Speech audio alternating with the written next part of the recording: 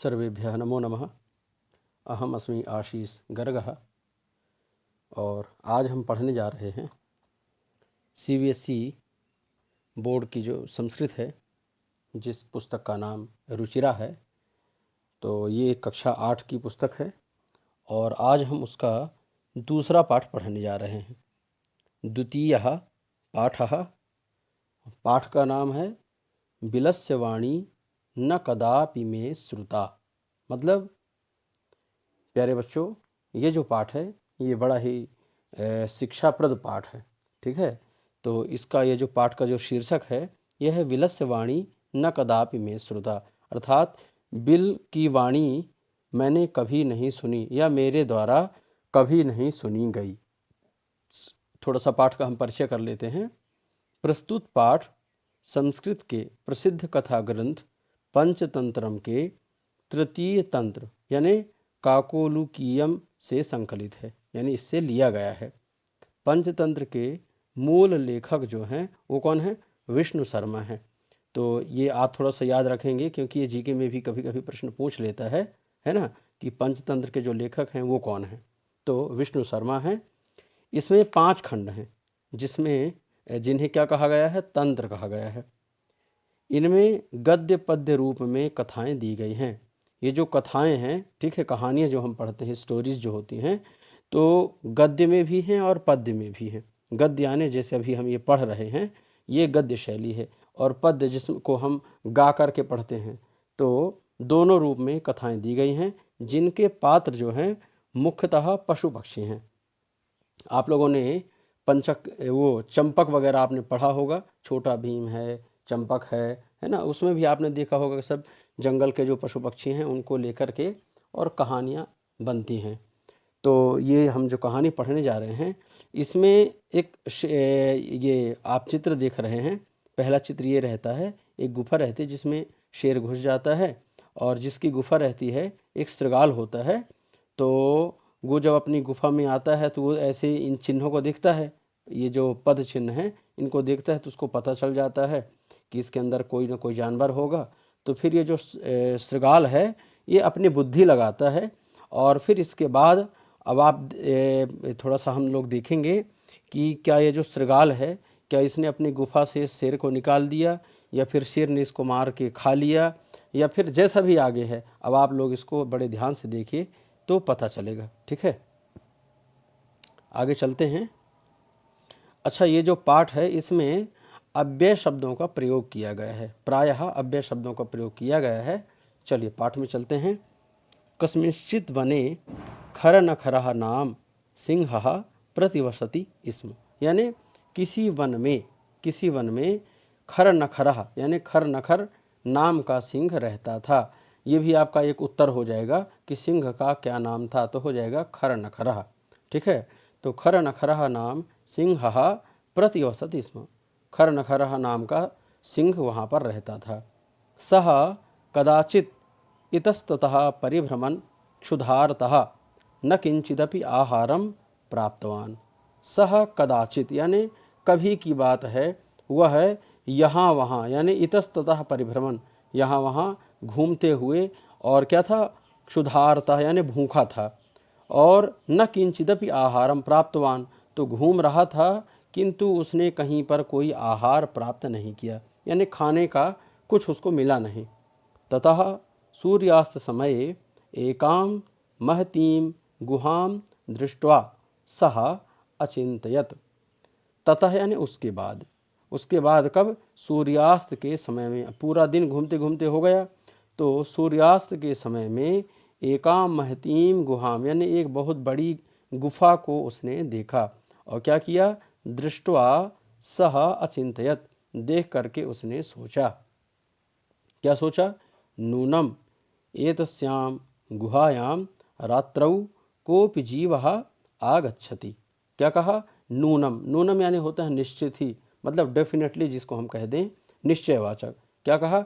निश्चय ही इस गुफा में, है ना, एतस्यां गुहायां, इस गुफा में रात्रि में कोई जीव आएगा या आता है, जीवः आगच्छति, अतः अत्रैव निगूढ़ो भूत्वा तिष्ठामि इति।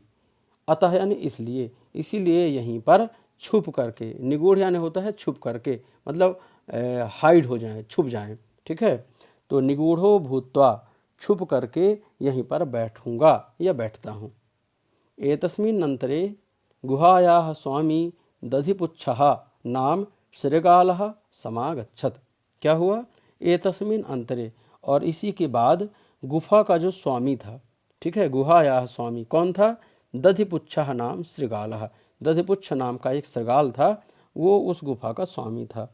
तो गुहायाः स्वामी दधिपुच्छः नाम श्रृगालः समागच्छत्, वह वहाँ पर आया। सच यावत् पश्यति तावत् सिंहपद पद्धति ही गुहायाम प्रविष्टा दृश्यते। अब वह जैसा जैसे अंदर अंदर जा रहा था तो उसने देखा, सच यावत् पश्यति तावत, जैसे जैसे वह देखता जा रहा था तो क्या देखा उसने?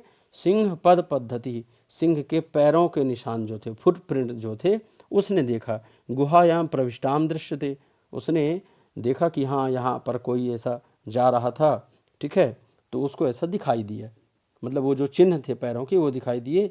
नीचे की लाइन पढ़िएगा, न च बहिरागता, बहिरागता, और फिर वह बाहर नहीं आया। श्रृगाल अचिंतयत, श्रृगाल ने सोचा, अहो विनष्टोस्मि, अरे अब तो मैं मारा जाऊंगा, विनष्ट हो जाऊंगा। नूनम अस्मिन बिले सिंहः अस्ति इति, अस्ति इति, यहाँ पर दीर्घ स्वर संधि हो गई है ना, अस्ति इति। तो तर्कयामि, क्या क्या उसने विचार किया? नूनम अस्मिन बिले सिंहः अस्ति इति तर्कयामि, तर्कयामि यानी मतलब मैं सोच रहा हूँ, ऐसी मैं खुद की बुद्धि लगा रहा हूँ। तो क्या सोचा कि नूनम, निश्चित ही इसमें, इस बिल में जो है सिंह है, यानी जो सिंह है वो यहाँ पर छुपा हुआ है। तत् किम करवाणी, और अब मुझे क्या करना चाहिए, क्या करूँ मैं? मन में सोचने लगा। एवं विचिन्त्य, ऐसा सोच करके, विचिन्त्य यहाँ पर लेप प्रत्यय लगा हुआ है ना, विचिन्त्य यानी सोचकर, एवं सोचकर, इस प्रकार सोचकर, दूरस्थः रवम कर्तुमारब्धः, दूर से ही वह आवाज करने लगा, ठीक है, तेज तेज से बोलने लगा। अच्छा, क्या बोला उसने? भोबिल, भोबिल, किम नहीं स्मरसी, कहा अरे बिल, अरे ओ बिल, गुफा को बोलने लगा कि अरे गुफा, क्या तुम्हें याद नहीं है? किम न स्मरसी यन मया त्वया सह कृतोस्ति, क्या याद नहीं है? कि तुम्हारा और मेरा एक इकरार है ना, मतलब हम दोनों ने ऐसा डिसाइड किया था, निश्चय किया था। क्या किया था? यत यदाहम बाह्यतः प्रत्यागमिष्यामि तदा त्वं माम आकारयिष्यति, है ना, हम दोनों ने निश्चय किया था कि जब मैं बाहर से आऊँगा, बाह्यतः प्रत्यागमिष्यामि, प्रत्यागमिष्यामि यहाँ पर यण स्वर संधि है, ठीक है, प्रत्यागमिष्यामि, जब मैं बाहर से आऊँगा, तदा त्वं माम, तब तुम मुझे आकारयिष्यति, तुम मुझे बुलाया करोगी, तुम मुझे आवाज़ दोगी। और यदि तुम न आभयसी तर्हि अहम द्वितीयं बिलं यास्यामीति, और अगर तुमने मुझे नहीं बुलाया, तुमने मुझे आवाज़ नहीं दी, तो फिर मैं क्या करूँगा? तर्हि अहम द्वितीयं बिलं यास्यामि, दूसरे बिल में, दूसरी गुफा में चला जाऊँगा। इस प्रकार अथ एतत् श्रुत्वा सिंहः अचिंत्यत, अब वो जो गुफा के अंदर जो सिंह था उसने मन में सोचा, क्या सोचा? अथ एतत् श्रुत्वा, इसको सोच करके सिंह ने सोचा, क्या? नूनमेषा गुहा स्वामिनः सदा समाह्वानम करोति, निश्चित ही यह जो गुफा का स्वामी है हमेशा ऐसा आवाहन करता है, परंतु मद भयात न किंचित वदति। नूनमेषा गुहा, ये जो क्या मन में सोचा कि जब ऐसा स्वामी इसका आता है तो ये जो गुफा है, ठीक है, ये उसको बुलाती होगी। भाई जैसे ही गुफा का जो मालिक है वो सामने आता है और ये गुफा उसको बुलाती होगी। स्वामिनः सदा समाह्वानम करोति, उसका आवाहन करती है। परंतु मद भयात, किंतु मेरे डर से, ठीक है, परंतु मद भयात न किंचित वदति, ये कुछ बोल नहीं पा रही है। अथवा साध्विदम उच्यते, तो इसीलिए अब मैं बताता हूँ। तो उसने बोला, क्या कहा? मन में सोच रहा था, भय संत्रस्त मनसाम हस्तपादादिकाः क्रियाः प्रवर्तन्ते न वाणी च वेपथुश्चाधिको भवेत्। क्या सोचा? उसको लगा कि ये जो गुफा डर रही है, तो बात तो सही है।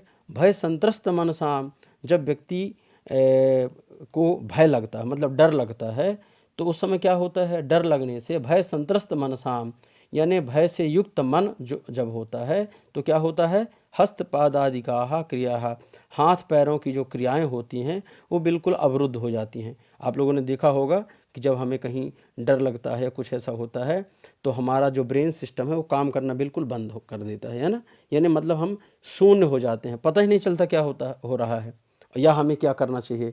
तो हस्तपादादिकाः क्रियाः, तो हाथ पैरों की जो क्रियाएं होती हैं वो बिल्कुल रुक जाती हैं। और प्रवर्तन्ते न वाणी च, और वाणी से भी कुछ नहीं निकलता। वेपथुश्चाधिको भवेत्, मुंह हमारा सूखने लगता है, गला अवरुद्ध हो जाता है, मतलब कुछ भी समझ नहीं पड़ती कि हम क्या करें, आगे जाएं कि पीछे जाएं कि किसको बुलाएं, ऐसा। तदहम अस्य आह्वानम करोमि, तो ठीक है, अब मैं ही इसका आवाहन करता हूँ। एवं सहा बिले प्रविश्य में भोजम भविष्यति, और जब मैं इसको बुला दूंगा, कुछ बोल दूंगा, तो ये फिर आएगा। एवं सह बिले प्रविश्य में भोज्यम भविष्यति, तो जब मैं इसको ऐसा बोलूँगा तो अब वो क्या करेगा? वह बिल में प्रवेश करेगा और मेरा वह भोजन बन जाएगा, मतलब मैं उसे खा जाऊँगा। इत्थम विचार्य सिंहः सहसा शृगालस्य आह्वानम अकरोत्, और ऐसा सोच करके इत्थम विचार्य, यानी इस प्रकार सोच करके सिंह ने क्या किया? सहसा शृगालस्य आह्वानम अकरोत्, शृगाल को बुलाने लगा। अब क्या हुआ? सिंहस्य उच्च गर्जन प्रतिध्वनिना, और सिंह के ऊंचे गर्जन से उसकी जो प्रतिध्वनि हुई, ठीक है, मतलब जो साउंड वहाँ पर क्रिएट हुआ। अब क्योंकि वो गुफा में था तो जब वो तेज तेज से बोलने लगा तो वहाँ उसकी जो आवाज़ थी वो गूंजने लगी। प्रतिध्वनिना सा गुहा उच्चैः शृगालम आभयत, तो गुफा भी उसको बुलाने लगी। शेर ने कहा, अरे आ जाओ, अंदर आ जाओ, तो गुफा में भी ऐसी ही आवाज़ आने लगी कि अंदर आ जाओ, ऐसा। अनेन अन्येपि पशवः भयभीताः अभवन्, और इसके द्वारा, है ना, जब वो जो सिंह था वो जब ऐसा बोल रहा था तो इसके कारण क्या हुआ? अन्य भी पशुः, जो दूसरे आसपास के स्थान में रहने वाले पशु थे वो भी बड़े भयभीत हो गए, बड़े डर गए। भयभीताः अभवन् शृगालोपि ततः दूरम पलायमानः इमम अपठत्। क्या हुआ? शृगालोपि, सियार भी बहुत दूर चला गया। ततः दूरम पलायमानः, दूर चला गया, और दूर जाते हुए उसने पढ़ा। क्या पढ़ा उसने? उसने पढ़ा, अनागतम यः कुरुते शशोभते सशोच्यते यो न करोत्यनागतम वने त्रिसंस्थस्य समागता जरा बिलस्य वाणी न कदापि मे श्रुता। ये आपके ये जो है ना, ये आपका पाठ है ना, उसका नाम है। ये कैसे होगा? अनागतम यः कुरुते शशोभते सशोच्यते यो न करोत्यनागतम वने त्रिसंस्थस्य समागता जरा बिलस्य वाणी न कदापि मे श्रुता। ये एक बहुत बड़ी सीख है सभी के लिए, है ना, जो क्योंकि कहानियाँ जो होती हैं वो हमको कोई ना कोई सीख देती हैं। तो इसका अर्थ क्या होगा? अनागतम यह कुरुते शशोभते, अनागतम यानी आने वाले कष्ट को, दुख को जो व्यक्ति पहले भांप लेता है और उसके अनुसार वो कार्य करने लगता है, ठीक है, मतलब जिसके अंदर प्रेजेंस ऑफ माइंड है, जिसे हम त्वरित बुद्धि कहते हैं, प्रत्युत्पन्नमति, है ना। तो जो व्यक्ति खतरे को भांप लेता है और उसके अनुसार फिर वह बचने का प्रयास करता है, वही व्यक्ति जीवन में सुखी होता है। और शशोच्यते यो न करोत्यनागतम, और जो व्यक्ति उस चिंता को सोच करके भी और उसके लिए कोई उपाय नहीं करता, वो हमेशा दुखी रहता है, ठीक है। और चिंता को सोच करके उसके अनुसार कार्य करने वाला सुखी रहता है। अब इसने क्या कहा? वनेत्र संस्थस्थ समागता जरा, कहा कि मुझे तो इस वन में रहते रहते बुढ़ापा आ गया, किंतु बिलस्वाणी न कदापि में श्रुता, किंतु आज तक मैंने बिल से यानी गुफा से कभी वाणी नहीं सुनी। कि ऐसा मैंने कभी नहीं देखा कि भाई गुफा ही बोलने लगे, जिस घर में रहो वो घर ही बोलने लगे, तो ऐसा कभी नहीं हुआ। तो उसने अपनी इस बुद्धि से, त्वरित बुद्धि से उसने क्या किया, अपने प्राणों को बचाया। न केवल अपने प्राणों को बचाया बल्कि आसपास जो उसी के समुदाय के लोग रहते थे यानी पशु पक्षी रहते थे, उनको भी उसने सजग कर दिया और सब भाग गए। तो इस प्रकार से हमारे जीवन में भी ये जो श्लोक है ये बड़ा शिक्षाप्रद हो सकता है कि जब भी कोई समस्या हो तो हम लोगों को भी तुरंत कुछ न कुछ दिमाग लगाना चाहिए, ठीक है, और समय रहते उसका निदान करना चाहिए। तो ये आशा करता हूँ ये जो मतलब आज का पाठ है ये आपको समझ में आया होगा। और जो लोग नए हैं इस वीडियो में, जो नए लोग जुड़े हैं, तो वीडियो को देखें, पसंद आए तो लाइक करें, और जो नए हैं तो इसे सब्सक्राइब कर दें ताकि आने वाले भविष्य में जो भी हम वीडियो बनाएंगे वो आपको मिलते रहें। और चूँकि इस समय कोरोना का जो समय चल रहा है तो इसमें आप सभी लोग घर में रहें, सुरक्षित रहें और पढ़ें, पढ़ाएं, स्वस्थ रहें। तो मिलते हैं अगले वीडियो में, तब तक के लिए नमः संस्कृताय।